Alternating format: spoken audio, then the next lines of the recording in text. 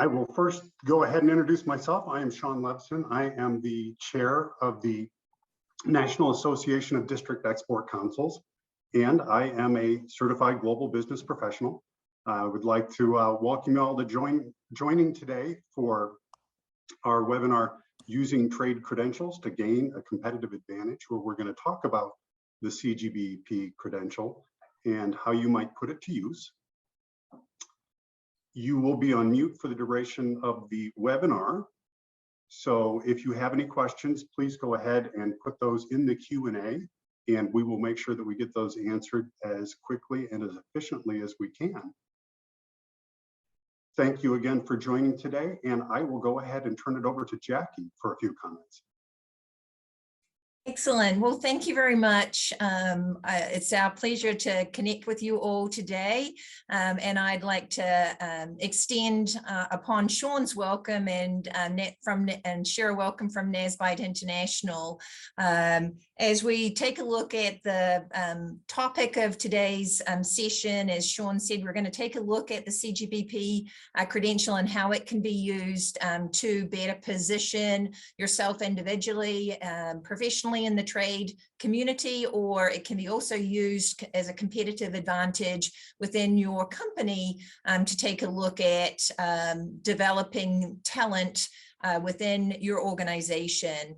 It's my pleasure. The format today, we're going to share a little basic background information about the Certified Global Business Professional and Nazbyte International. And then we have a panel of individuals that will be sharing commentary on their experience related to the Certified Global Business Professional. So looking at those panel members, let me just introduce them to you briefly, and they'll share more detailed introductory comments as we proceed throughout the webinar today. But joining us today, we have Jim Foley.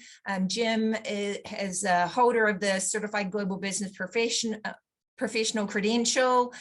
He is director of the Turner Center for Entrepreneurship and author of The Global Entrepreneur, also a Nazbyte International board member. Welcome, Jim. Also joining us is Tom Dussman. Tom Dussman is International Sales Manager with Sun & Controls out of St. Louis. He's currently the chair of the NADEC Education Committee and a member of the NADEC Board of Governors.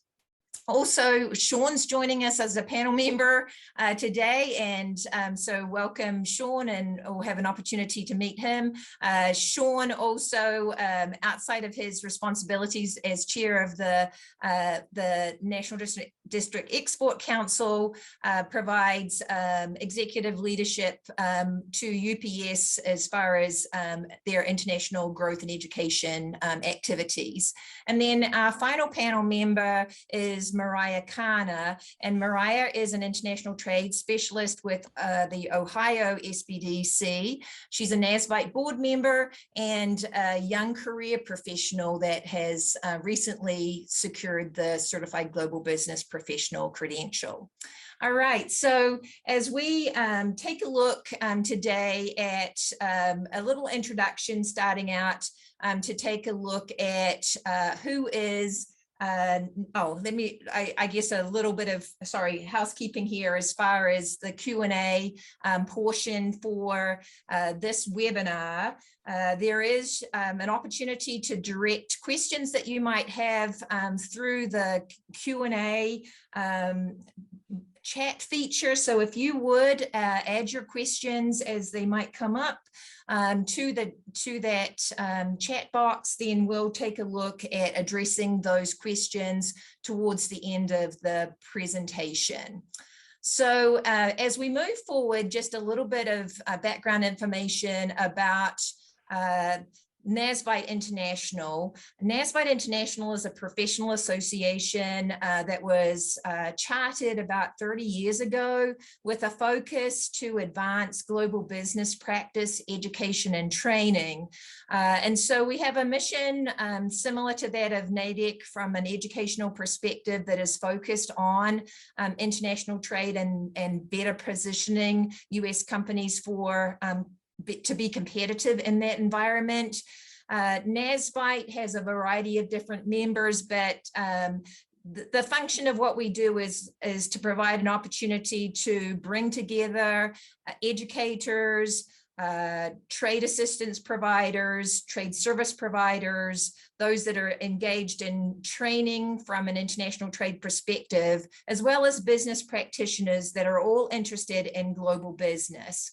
Nazbyte's flagship offering from a products perspective is the Certified Global Business Professional Credential, and that's the focus of our conversation here today. So we'll take a look in our moving forward at some of the what, the who's, and what's involved with this credential. At this stage in the proceedings, though, it is my distinct pleasure to introduce or to turn the floor over to Jim Foley. Jim, if you can share a little background with us about some of the foundational components of why the credential was developed and who was involved in that process as a foundational piece to build our discussions today.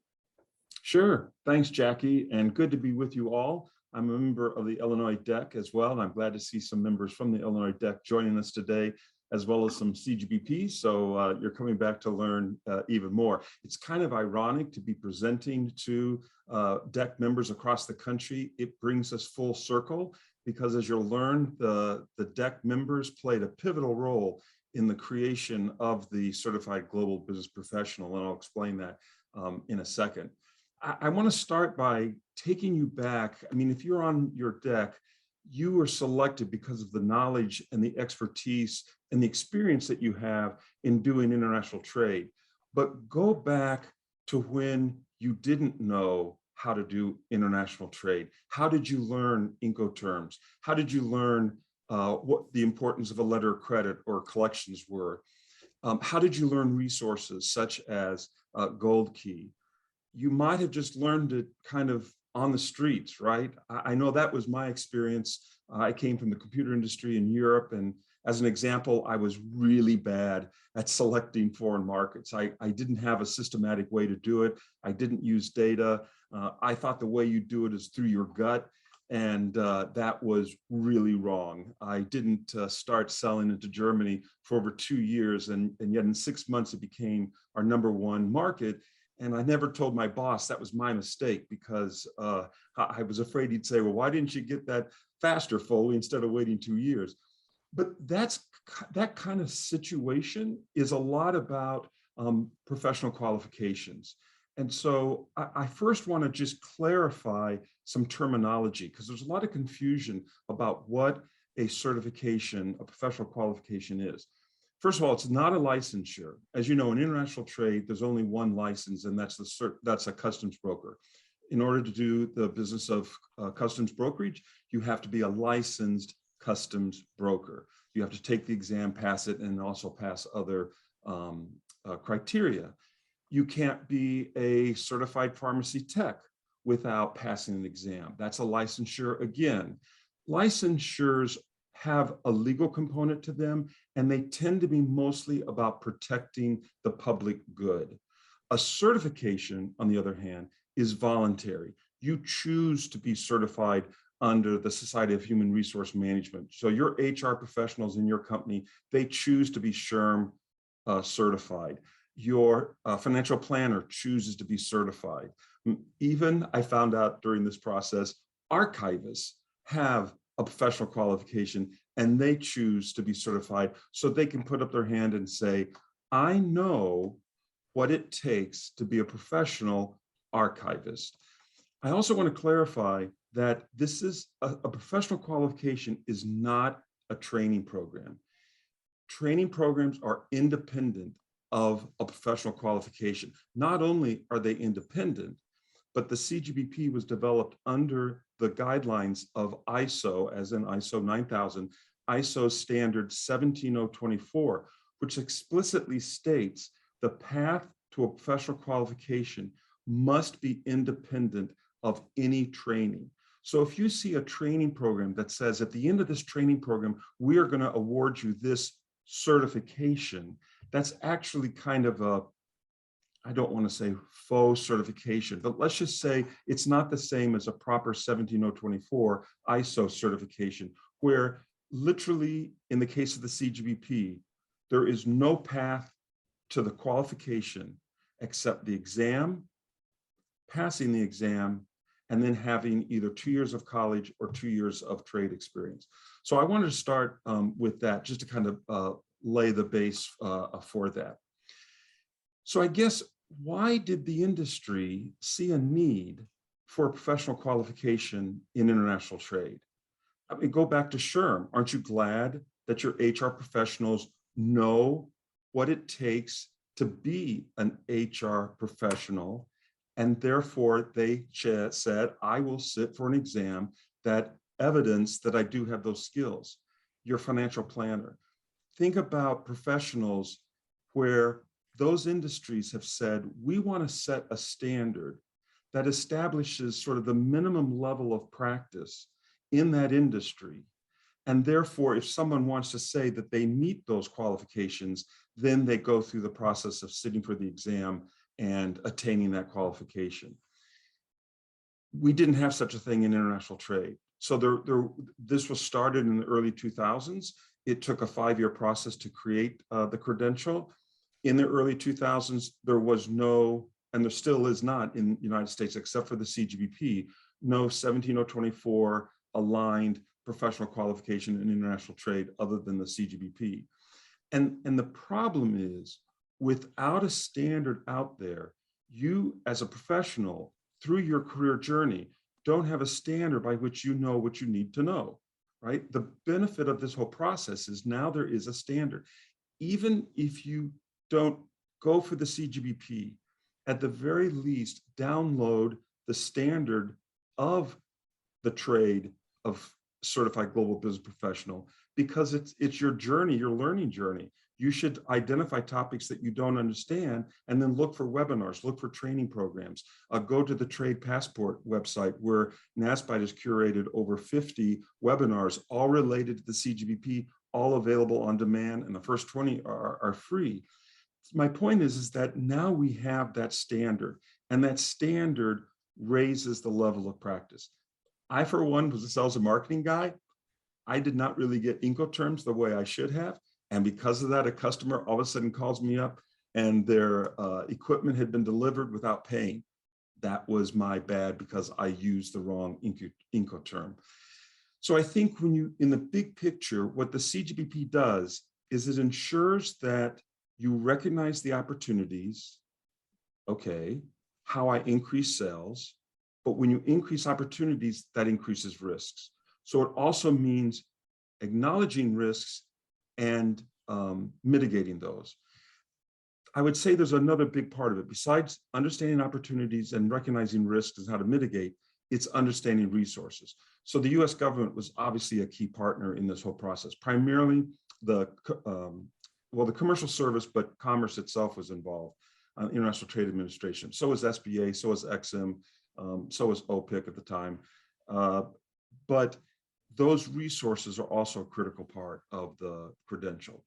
So quickly, let me end by telling you a little bit about what that process looked like and why the DEC played such an important role. The first thing, first of all, no one earned anything from this. Everything was voluntary. 100% of the people who helped establish the standard, all the people who developed the exam, everyone did this because they felt like the industry needed it. The only people paid was a contractor that Nazbyte used, also a nonprofit organization called PES out of New York City. They had worked on the SHRM exam, they'd worked on CPA, they had a lot of experience. And so we needed someone to come in because we're not credentialing experts. First thing was a feasibility study. DECs were involved in that. 4 different cities, just asking, do you think this is needed? That took over a year. The next was to establish the standard. That took 2 to 3 years, meaning this document that you can download. It's technically known as the practice delineation, but it's essentially the training standard, the study standard. And it's in 4 areas: global management, global marketing, supply chain management, and trade finance. And those are the 4 areas that the CGBP identified: management, marketing, supply chain, and trade finance. Where the DEC got involved is that the National Task Force was about 15 people. But the question is, did their vision, and they all came from industry, by the way. This was entirely led by industry. It was not led by Nazbyte. Nazbyte managed the process, but the people that put it together all came from industry. Did their outcome fit with the reality? And that's where the DECs came in, because we got a list of every DEC member across the country. We sent by US mail a survey asking them to confirm all these tasks and knowledge statements to identify where the task force might have kind of gotten it wrong. And then also we had to actually develop the exams, and that was a third part of the process. That all took about 5 years. The first exam was in 2005. There's now over 2,100 CGBPs across the US and quite a few sprinkled around the world. You get the credential by sitting for the exam and passing it, as well as having 2 years of experience in the trade or 2 years of college of any discipline at all. That's kind of the background. I would also just mention that if you do get the CGBP, there is a recertification every year, but it's a very straightforward. It's 10 credit hours of continued education. If you, I'll end by saying, if you really want to get deeper into this topic of how it was created, the commercial service did a webinar on YouTube called "Do You Have the Skills for International Success?" Do you have the skills for international success? If you watch that 1 hour webinar, you actually see sample test questions that can learn even more about the background. That's it for me, Jackie. Thank you. Perfect. Thank you, Jim. Appreciate that foundation provided. At this stage, we'd like to engage our other panel members to ask them to share a little bit about why share an introduction, share a little bit of background about their situation. What was it that motivated you to pursue the CGBP credential? So Tom, if you'd like to, as I said, share an introduction and provide us a little bit about your story and some context there. Sure, Jackie, thank you. And Jim, thanks for the introduction about the CGBP. So again, my name is Tom Dussman. I have worked for Sun & Products Company here in St. Louis, Missouri for over 40 years. My educational background was engineering. I'm a ceramic engineer by my education, and after a stint in research and development at Sun and then operating as the executive of a division, I took over our international sales. And Sun is in the machine tool business, fully integrated for machinery as well as workpiece holding devices, abrasives, and other associated equipment. And our sales are global. We've been exporting for almost 80 years. And during my time as the international sales director, we've seen our revenue from international trade increase from 25% to up now in the range of 45%. And our sales channel represents direct salespeople as well as subsidiaries internationally and independent distributors. And so that totals around 150 individuals who are all the herd of cats that I try to move in the same direction. And so the reason that I elected to sit for the CGBP exam is based upon the fact that the organization was experiencing business growth, specifically international trade. As I said, we moved from 25% of our revenues up through now 45%. And in that time, we started to sell directly rather than through a distributor or through an agent. We began to sell directly. And that began with Canada and has expanded now into Germany and also very shortly into Mexico. And so while our market was shifting to outside the United States, our product was matching up with the market needs. And so the value or price tag of our equipment was increasing up to, in some cases, 7 figures. And in selling direct, as Jim points out, risk goes up, complications go up.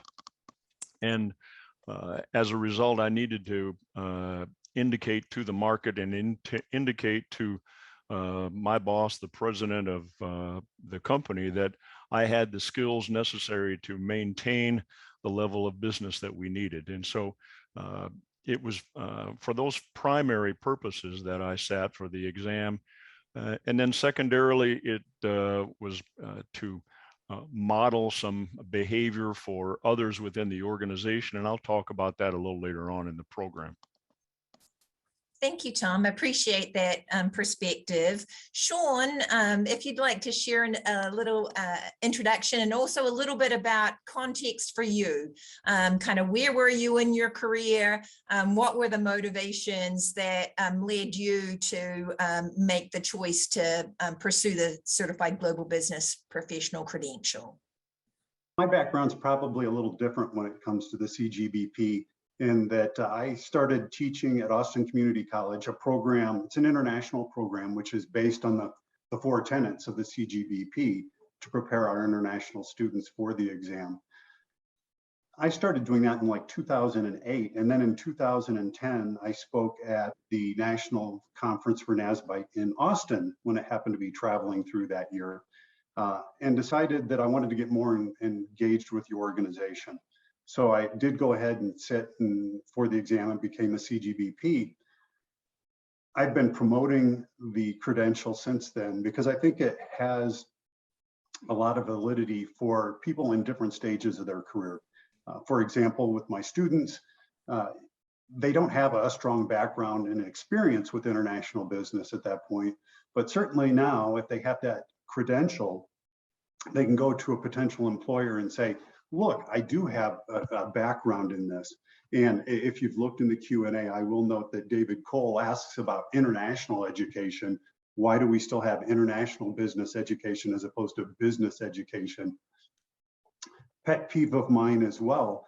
Unfortunately, too many of the programs around the United States still focus on business without treating business as a global activity, but one that happens in the United States. And oh, by the way, if you get involved in export or international, well, you can study that on the side, where really I would love to see myself put out of business, because in the United States, we've decided to treat global business as opposed to just having an international aspect to that.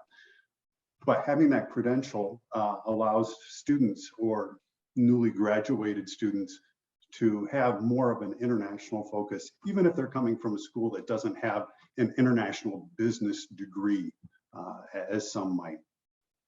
So I see the value there. And as well with my coworkers, I am involved with international sales, and I deal primarily with small to medium enterprises, a group of companies that typically don't have as much international background or acumen as you might hope.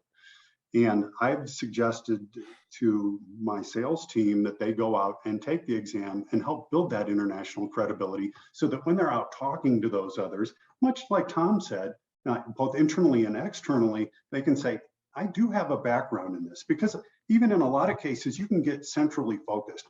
The supply chain, you've got your 4 modules. The people I work with probably have a fairly good grasp of the supply chain module of the CGBP. But now you start talking about finance, that comes up in their interactions with customers. They need to have a little bit of an understanding of all these different aspects. And even if you do have that background experience from your regular job in this, it can be a little bit too focused maybe it will help improve your acumen if you have that broader base. So I would recommend to everybody that they go out and get the CGBP.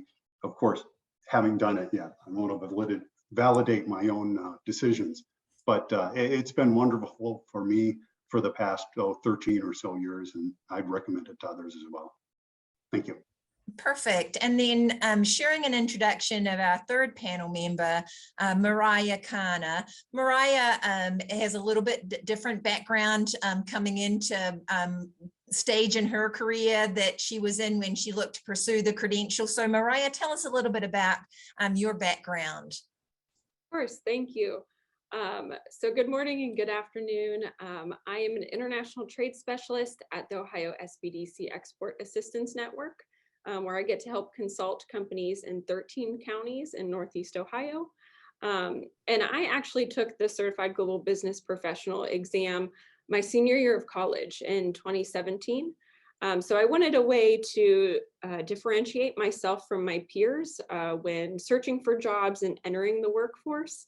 And even though I was receiving a bachelor's degree in international business, I wanted to go a step further to actually prove that I was proficient in international business and international trade with all of those 4 domains.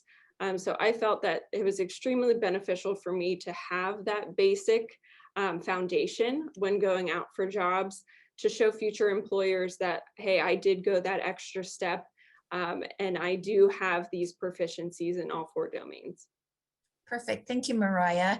And Jim, curious, I know you are engaged in training and supporting the preparation of candidates right across the country, and that you have a wide variety of individuals that are part of that training pool or part of the training events that you are supporting. I'm interested, are there other motivations, other audience sectors that maybe you can share some insight into that might connect or resonate with those that are joining us today?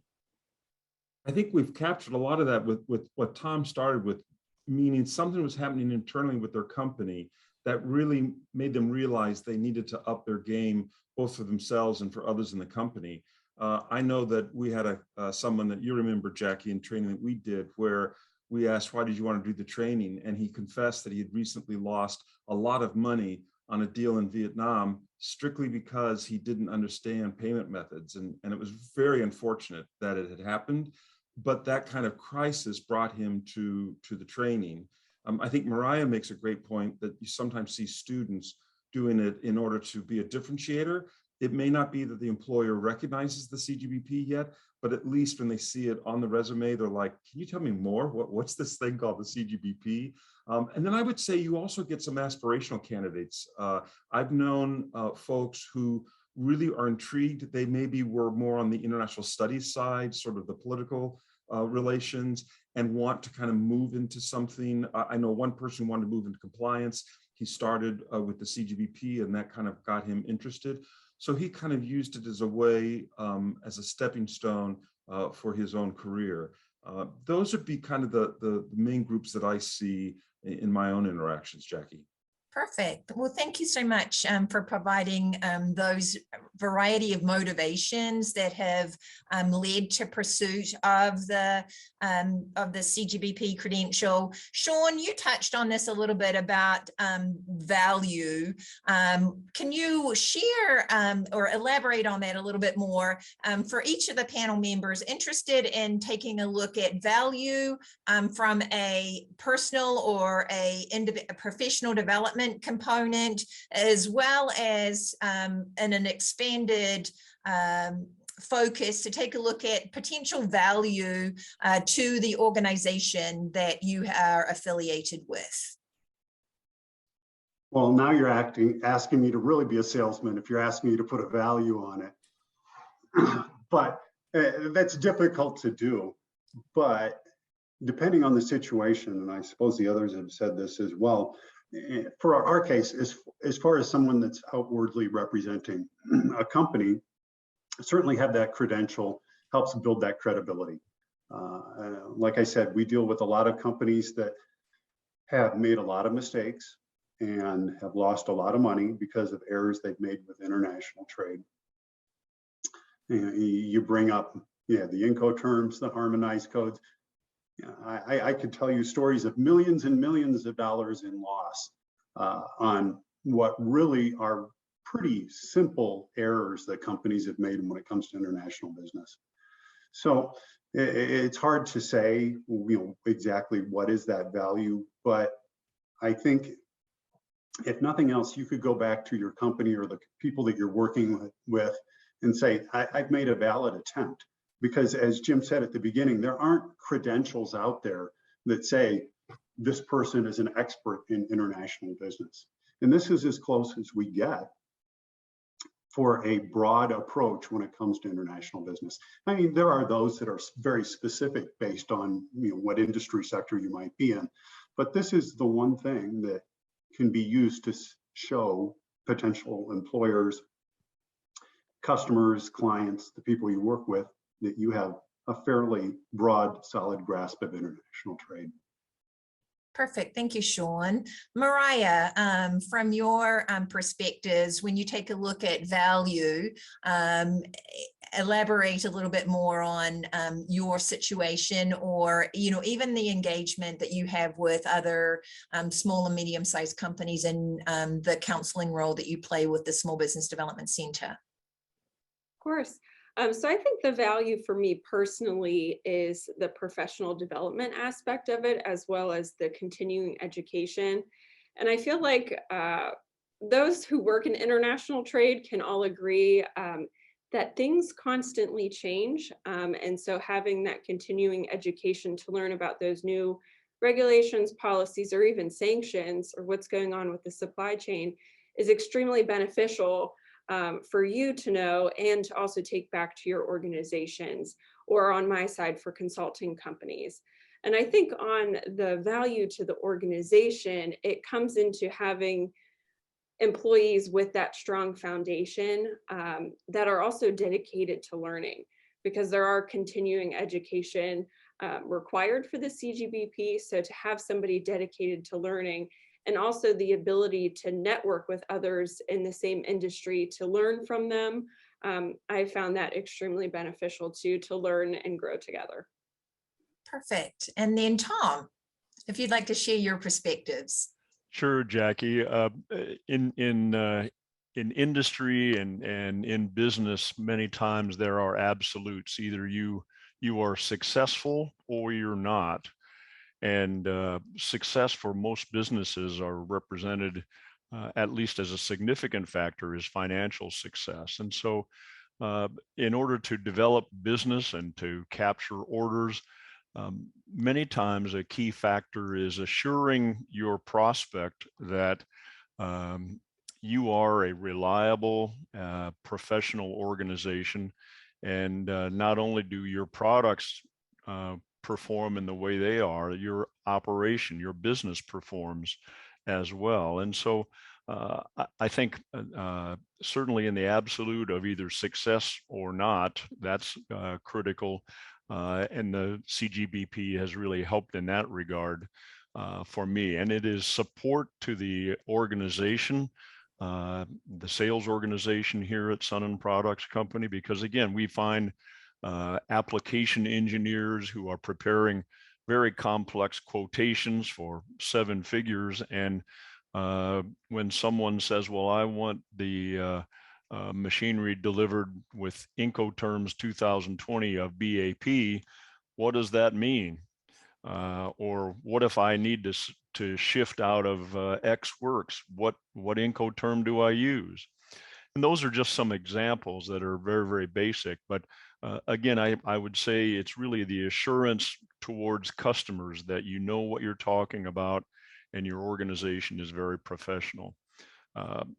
Also, I would say that on a side note, I've begun to help a local university in their International Trade Center to help to mentor small businesses who are just entering the international trade arena, and to be able to provide some assistance to young entrepreneurs or even experienced business people who are exporting for the first time, they really need to have a source of reliable information, and the capability that exists when you have the certified global business professional certification just as invaluable to provide assistance to people who are taking that leap into international trade.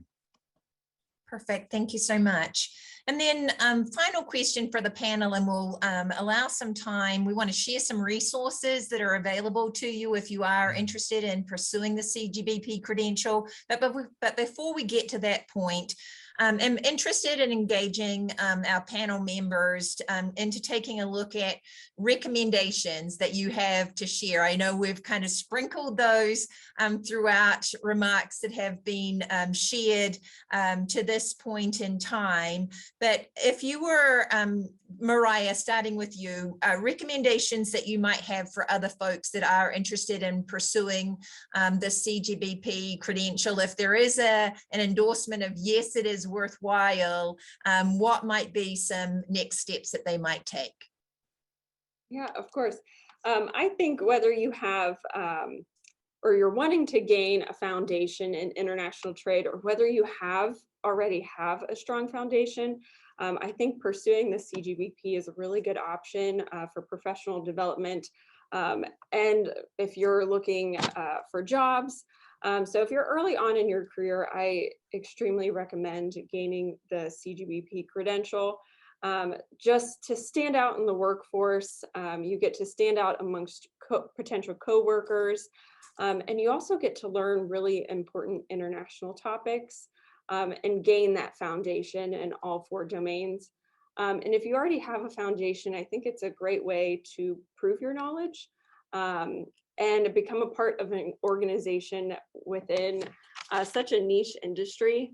So I think everybody within the international business and international trade career should pursue it for the networking opportunities, for the credential. And I would strongly recommend reading Jim Foley's Global Entrepreneur book to study and learn everything that you need to be able to sit for the exam. But I strongly recommend it. It has done me very well in my career with my 2 jobs. Perfect. Thank you, Mariah. Tom, words of wisdom or recommendations that you might share supplemental to what encouragement that you may have already provided. Sure, Jackie.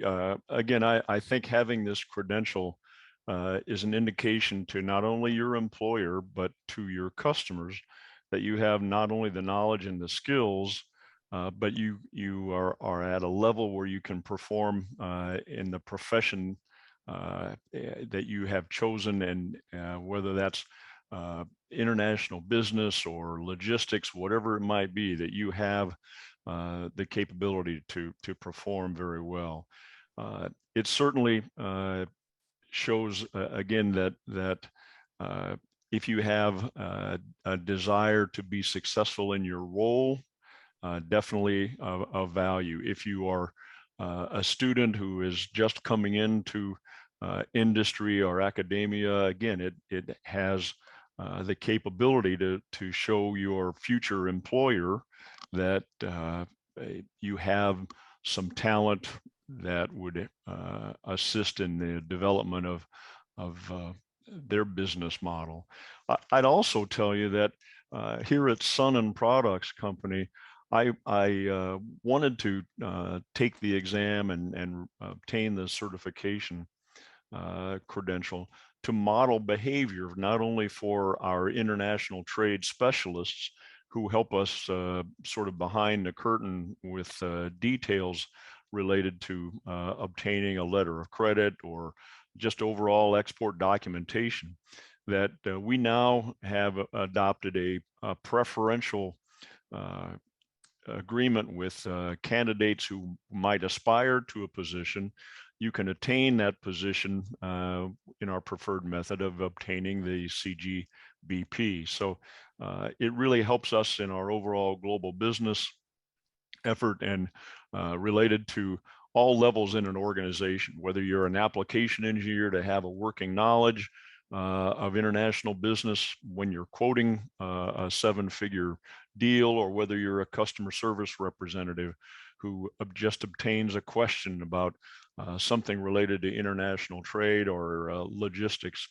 You have a working knowledge, and you don't become one of those types of people who say, well, I'll have to get back to you, and you call back later on. Again, it really ups the game to be assuring people that you have the skill and knowledge. Perfect. Thank you, Tom. And I think you raise a good point that it is kind of a two-way street here when you take a look at encouraging folks to pursue a credential. I also believe that if we've got individuals connected on the webinar that are in managerial positions within their organization, looking to add the CGBP credential as a preferred requirement as you're looking to seek out candidates or as you're looking to post positions, I also think is something that most definitely Nazbyte International would encourage. And I also think it's a way to, kind of precipitate the value of that credential and work to at a ground roots level to raise visibility and provide endorsement for what the credential can do or what you're seeking from the individuals that are being hired. Sean, any final words from you as far as on the vein of recommendations? Yeah, I suppose the primary. Oh, Sean, you're just muted. Yeah, okay. So I'll start again. You don't have to be an active student to pursue the CGBP. And I see a question from Sankar here in that very same vein. The people that I had on my team that recommended that they take the exam, we used Jim's book. And I promised Jim I was going to plug his book, but I'm traveling, so I don't have it to hold up.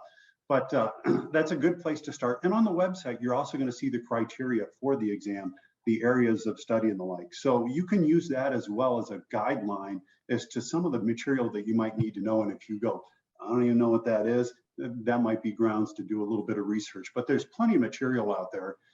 And if you're an active working professional, in the case of the people that I had on my team, 2/3 of them studied on their own, used the book. We had some discussion sessions about it, and 2/3 of them passed the exam.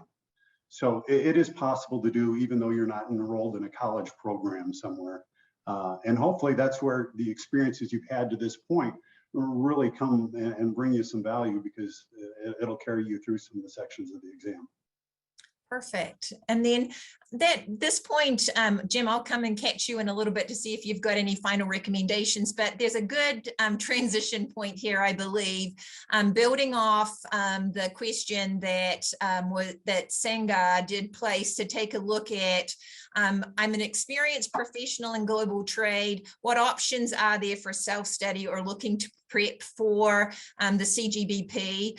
That is a good stepping stone to take a look at the fact that Nazbyte International has a study package and option available that is linked directly through the National District Export Councils to take a look at supporting your preparation and access to some resources to prep and be successful in passing the CGBP credential. So you can see here listed on the slide that there is a Nazbyte CGBP exam and study package offer that offers a very user-friendly discounted rate to NADIC members or to companies and organizations that state district export council might look to extend this offer to. So part of this package, there is to support kind of a self-prep individual study method to prepare for the exam would be that you will receive access. Nazbyte has created a study pack that provides detailed background information about within each of the 4 domains that make up the CGPP exam. So that takes a look at global management, global marketing, supply chain and logistics, and then trade finance. There is part of this package offer, you get free access to take the practice exam that can be a way to get feedback on how's my prep going. You'll get feedback on your performance in that practice exam, 75 multiple choice questions. You get access to the platform. It's an online virtual platform that is the testing environment for the CGBP exam. Feedback is provided at the domain level to let you know maybe if there are some gaps or where you might look to direct additional study. And then you also, for that $3.99 price tag, get to, it covers your CGBP exam fee, which that exam fee in and of itself is $395. So a nice bundle there to support individuals that might be looking to pursue the CGBP credential. There is also, in addition to that, you can access this bundle, before I move on, directly from the National District Export Council website. If you take a look at accessing the front page there, at the upper right-hand corner of the page, you can click on a link to download additional information about the package, and then you can actually register, sign up for that package directly from the NADEC site. And additionally, when we take a look at preparation options, Nazbyte has certified trainers and accredited training programs right across the United States that look to support and provide face-to-face or virtual training activities across the year. And so there is a wide variety of formats there. As Jim alluded to, there is multiple pathways in place to look at supporting candidates and their preparation for the exam. If we've got any students that are connected, there's a student pathway program that offers a similar packaging of study pack resources and a reduced exam fee targeted to support the needs of students. So a wide variety of options that are available. As we look to finish up, and then we'll open the floor up to respond to questions. Jim, any final recommendations that you might have for those that might be seeking to pursue the CGBP exam? Just very quickly, just to clarify on some of the questions as well, just to reiterate your point, there is no prescribed path to the CGBP. The only thing that is required is that you pass the exam, which is a $395 exam fee. If you don't pass the exam, you're able to retake it again for a reduced cost. And that's it, other than your recertification, which is $75 each year after that. So there's nothing you have to do. You could go in and sit the exam cold if you want. But I also want to add, and I learned this from PES, the journey is almost as much important as the CGBP itself. And Laurent made this point, how he had all these years of experience in international trade, but the journey to taking the exam helped uncover new things for him to make him more effective. And congrats again to him for getting his CGBP. So just to stress that the path is unprescribed. You can just take the exam. Most people, a lot of people do if they have a lot of experience, but many people do some sort of preparation. It can be totally self-study as well. And then I think that journey is just so important. Fantastic. So at this stage, Shariah, can you help us in taking a look at questions that may have come in through the question portal while we have been underway and interacting with our panel members? Yes, Jackie. So one question I think you all have done an excellent job to already answer, but it says, I'm an experienced professional in global trade. What are my options for self-study for the CGBP exam?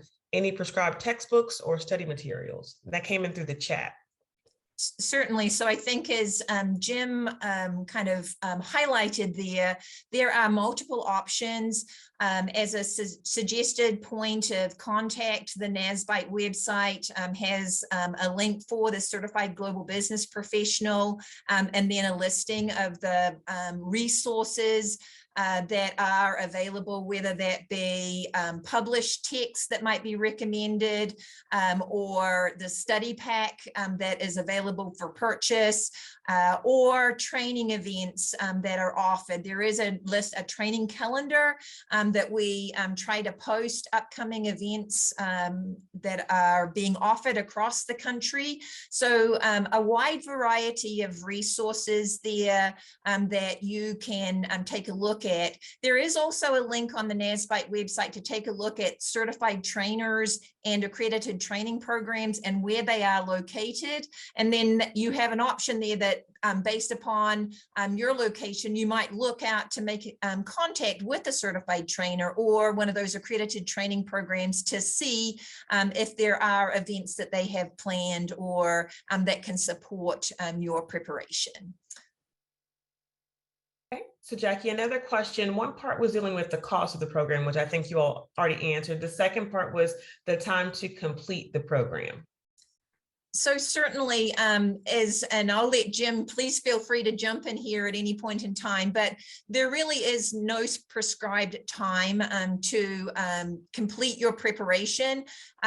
Details though, as far as when you when you do feel you are prepared and you want to sit the Cgbp exam, there are 4 windows each year. So testing windows, a period of 3 to 4 weeks that are open. Those windows traditionally are quarterly based. So in March, June, September, and then a window that bridges November, December. Those are the prescribed I guess, opportunities that you have to sit the Cgbp exam. So there is a registration process that you would indicate your intent to sit the exam. That registration is required 30 days prior to the opening of an exam window. And then as I mentioned, it is rather than having to go to a testing site or a specific location, the Cgbp exam, the delivery platform for that is it's a proctored online testing system. So you can actually sit the exam from the convenience of your home or your office. There are some guidelines that are provided as far as looking at the technology or the bandwidth requirements to support that process. But there is a pretty convenient option there to look at registering and sitting the exam. Okay, thank you, Jackie. So another question that came in, once certified, how often does one need to recertify? Sure, Jim, I'll let you respond to that question. Sure. So you're a Cgbp then for 12 months after you have the exam, and then your recertification cycle begins. It's currently on a 12-month basis. So you would do 10 hours of online or in-person training. You can go to the DEC conference, that counts. You can go to the Nazbyte conference, you can do webinars. If it's sponsored by a US government or federal agency, those all qualify as CEUs. You only need 10, and then the recertification fee.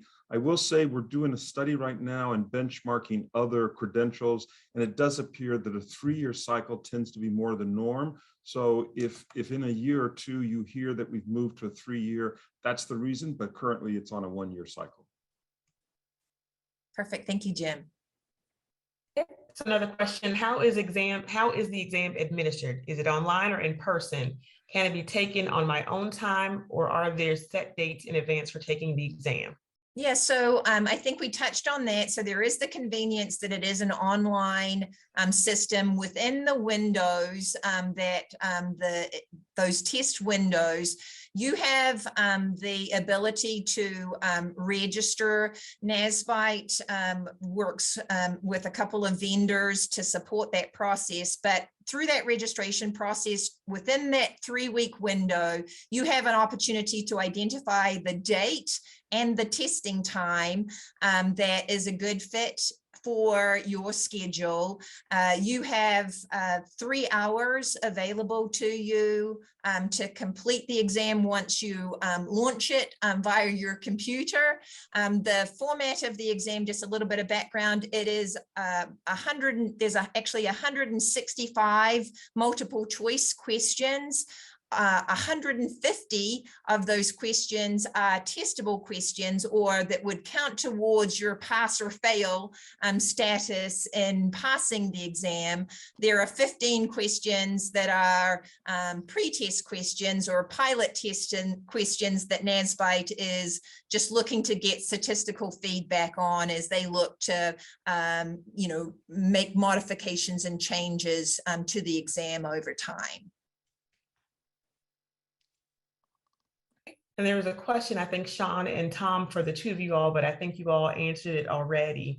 And then the final question that I see in the Q&A is, how do we normalize global trade perspective and competence?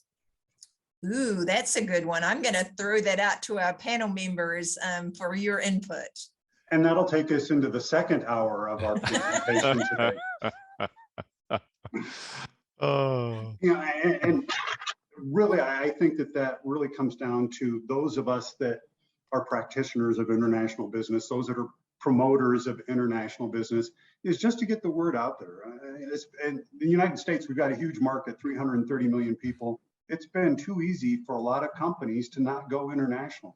If we were all in Germany, we'd be going, we've got too much capacity. We've got to get involved in international business.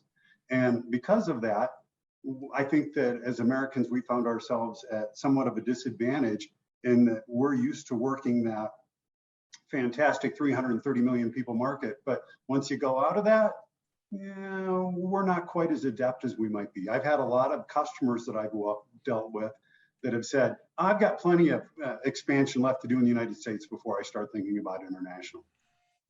Other countries, those companies aren't doing the same thing. I mean, from day one, they're going international, and it gives them an advantage in the international market because they've got more experience. So really, I'll say that because I've got the choir of people here. Really, it comes down to us to help promote that and let companies know that there is opportunity out there. Yeah, Sean, I'll amplify a bit, and that is that again, while the United States is obviously a very, very large economy among all countries around the globe, the markets available to companies by far are outside the United States. And as I think all of us who are practitioners would realize that when you do international business, you really need to mitigate risk, because the last thing that anybody wants to do is to go to their superior and say, well, you know, the good news is we made a deal and we shipped the product. The bad news is we aren't going to get paid.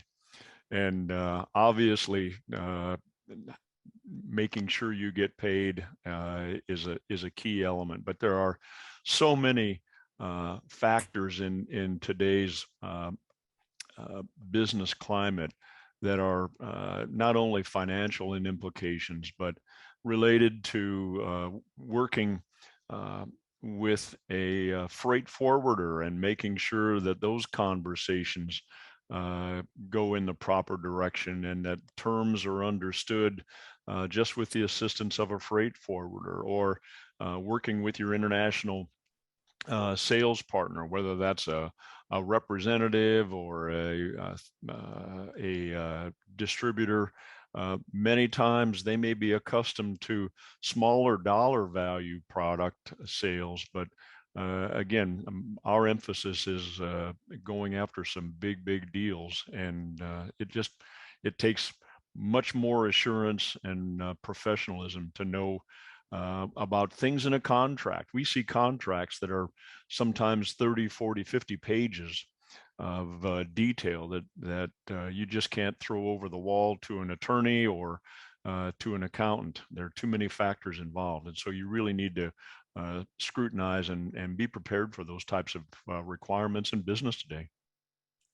Perfect. Well, thank you guys. Thank you all. At this stage, looking at the time, I've enjoyed the opportunity to spend the last hour with you all. I want to thank our panel members for joining us for this presentation. Appreciate you sharing your time and your wisdom and your experiences. I also want to share thanks to all those that chose to spend this hour with us by connecting to the webinar. Appreciate your engagement. If you have any follow-up questions related to the Certified Global Business Professional, then you can reach out to Nazbyte. info@nazbyte.org will get you connected to someone that can respond to any questions that you have. So at this stage also, I think I'm going to turn the floor back over to Sean for maybe some final comments from the National District Export Council and some events that you have upcoming.